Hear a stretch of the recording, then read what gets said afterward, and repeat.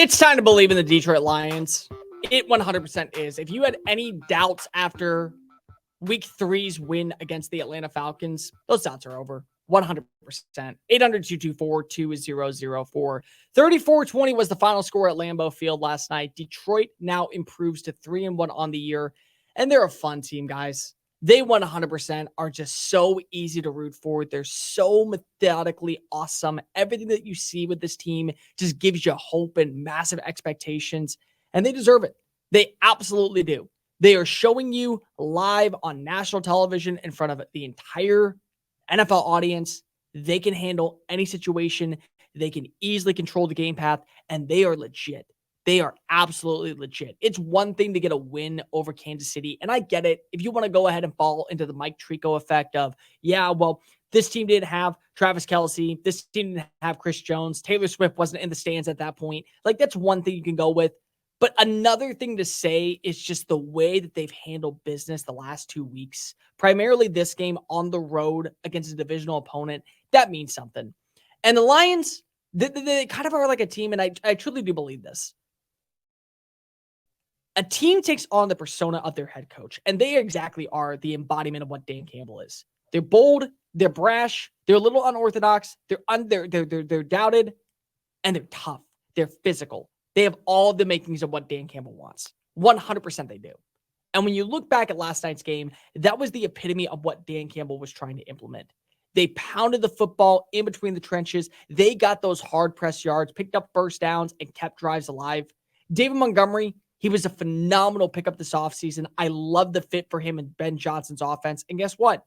He had 3 rushing touchdowns, all in the red zone. He easily made it a must-see game, and he put this team on his back and just continue to pile up wins.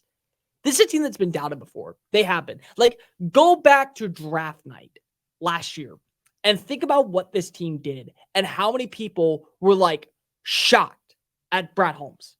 Really? Jahmyr Gibbs at pick number 12? We took a running back in the first round? A linebacker, Jack Campbell? That was our pick at 18? Yeah, okay. Well, also remember, you had the pick at 6, and you pigeonholed and turned that into 2 draft picks, one of which was pick number 12, and the other one was pick number 34. Guess what that pick ended up becoming? Sam Laporta, who is a really good tight end. You got a steal in Brian Branch in the second round. So your first 4 picks ended up being a versatile running back who Ben Johnson and Dan Campbell, they have to utilize better. Jahmyr Gibbs is a weapon. You got to get him more involved in the passing game. You got to get him less involved in between the tackles. He's got to be more on the outside. That's where he's at his best. A linebacker who is making strides. Jack Campbell had a good night last night, not a great night last night. You add in Brian Branch, who's just a chess piece for the defensive secondary, and that's been a weak point for this team. He just makes plays on plays on plays. And Sam Laporta is becoming a security blanket for Jared Goff. Like, there's a lot to like about this draft class. And once again, you count him out, you doubt him a little bit, and Brad Holmes delivers, and Dan Campbell delivers. And this team, they have excellent weapons, and they have studs at every single main position. Running back, they have a tandem in David Montgomery and Jahmyr Gibbs. And I do believe Jahmyr Gibbs is going to pan out. Amon-Ra St. Brown at wide receiver, superstar talent. Sam Laporta, he's coming on and he's turning himself into a very safe tight end, a good quality pass catcher, and a guy that's going to make headlines. He's not George Kittle and he's not TJ Hawkinson. He's probably closer to Noah Fant right now in terms of the Iowa tight ends, but he has the upside. You have great linebacker play. You have a great pass rusher in Aiden Hutchinson. You have a superstar in the interior defensive line in Alan McNeil. He's very underrated. The secondary, it's questionable, but you're also not playing at full strength right now. That's a key element here. You don't have Emmanuel Mosley out there. You don't have CJ Gardner-Johnson. And yet you still found a way to get 2 interceptions on the night against Jordan Love. This is a team that truly has embodied what Dan Campbell wants, and they're showing it. And from like last season, in the second half of the stretch until now, people started paying attention to the Lions for good reason, because they were finding ways to not get in their own way, pick up wins, keep the streak alive, and nearly make the postseason. They ended Aaron Rodgers' career in Green Bay with a loss. Like, that says something. The last time they were at Lambeau, they got a massive win, and people put them on the radar. They bought into what the Lions were doing, and now everyone is paying attention. And the fun part about this is that this football is sustainable into January. And as of this moment, yeah, the Lions, I would say, are a clear-cut favorite to win the NFC North.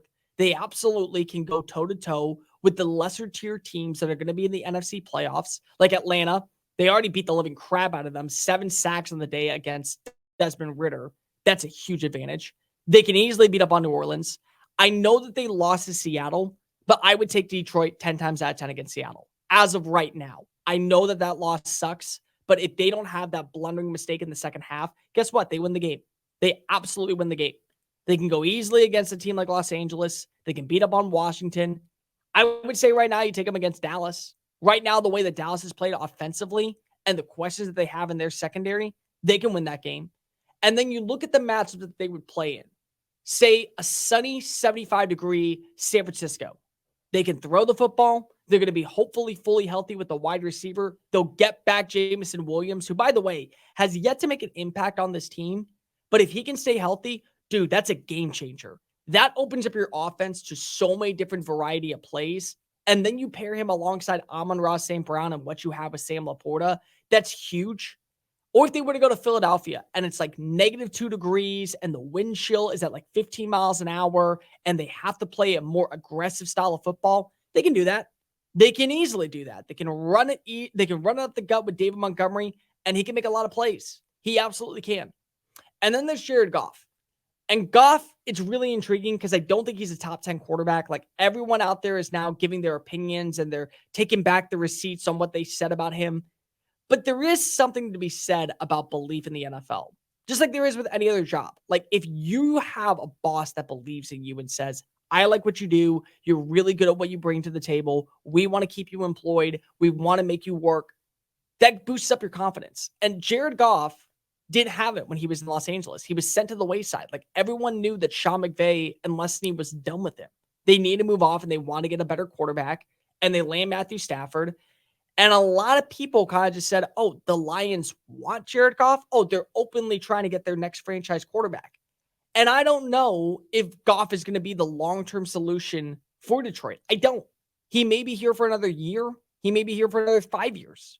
But the fact is that Brad Holmes said, I believe in what I've seen from Jared Goff. He just needs a brand new location. I'll bring him here. I'll invest and buy belief in him by not drafting a quarterback in 2022. And now you're seeing the numbers.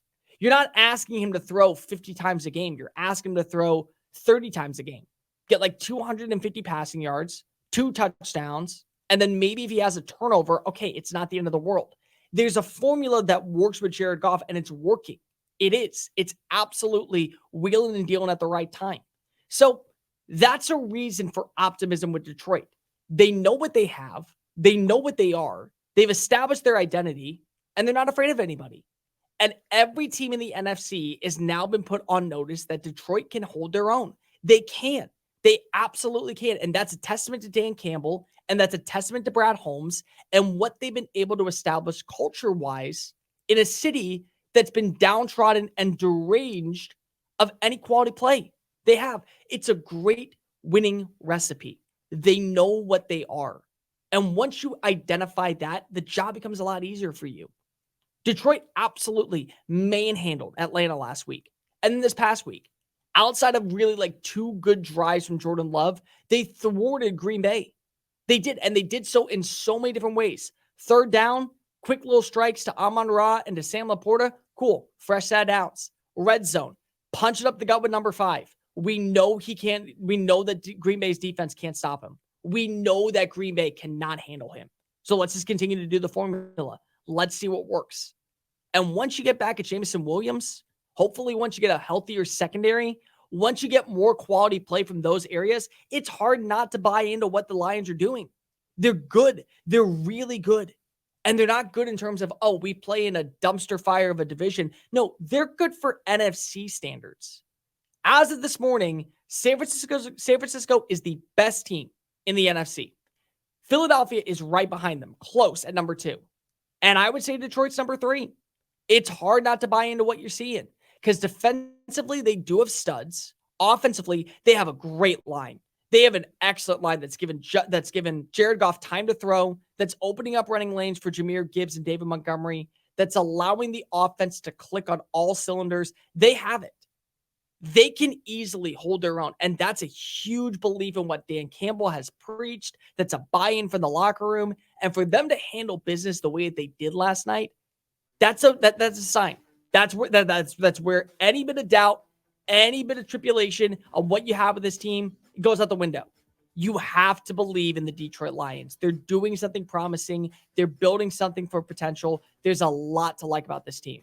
Hey guys, thank you so much for watching that video. Don't hit the X button yet. Make sure you hit subscribe to keep up with all of our daily content found on Just Saying It and anything else that we post on this channel. Bye.